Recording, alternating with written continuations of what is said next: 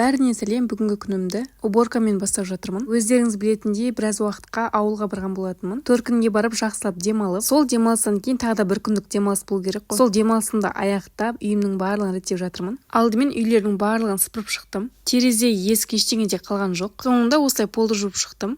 Үйден бір әдемі иіс шығып тұрсын деп, осылай шашып, кондертті қосып қойдым. Үй сап-салқын болса, түсте жақсылап тұрып демаламыз. Соңынан осылай клерт салып қойдым. Сосын әрине далалардың барлығын жинап шығамыз. Негізінде үйде әйел адам болмаса, сразу үйдің бәрі шашылып кетеді ғой. Немесе біз әйелдердің көзімізге солай көрінеді. Соңынан жуылған киімдерді реттеп алдым. Арасында осылай қауынды жеп алдық. Жетісайдың қауыны бір керемет қой. Бәрі сіз неге жолдасыңыз көрсетпейсіз дейтін еді. Мен жолдасымды көріп қойыңыздар. Міне менің Құдай қосқан қосағым. Бақытты болыңдар деп қойыңыздар. Біз қауын жейміз деп отырған кезде үйге қонақ келіп қалды. Мен үйдің барлығын жинап болған кезде үйге қонақ келіп тұр. Риза болып қалғансың ғой. Енді кейде үй шашылып жатқан кезде үйге қонақ келеді, сол кезде ыңғайсыз болып қаласың ғой. Соған қарағанда бұл қайда жақсы деп крутой болып қалғансың ба? Дастарханды жайып, шайын беріп, сосын ет салып қойдым. Бүгін бізде бешбармақ. Мен бешбармаққа помидор, бұрыш барлығын салғанды жақсы көремін. Иісі, дәмі бір керемет болады ғой. Етім пісіп дайын болғаннан кейін осылай қамырымды жайып алдым. Жұрттың бәрі қамырды өзің жаясың ба деуші еді. Әрине өзім жаям. Етіміз дайын, ал бізге ас болсын.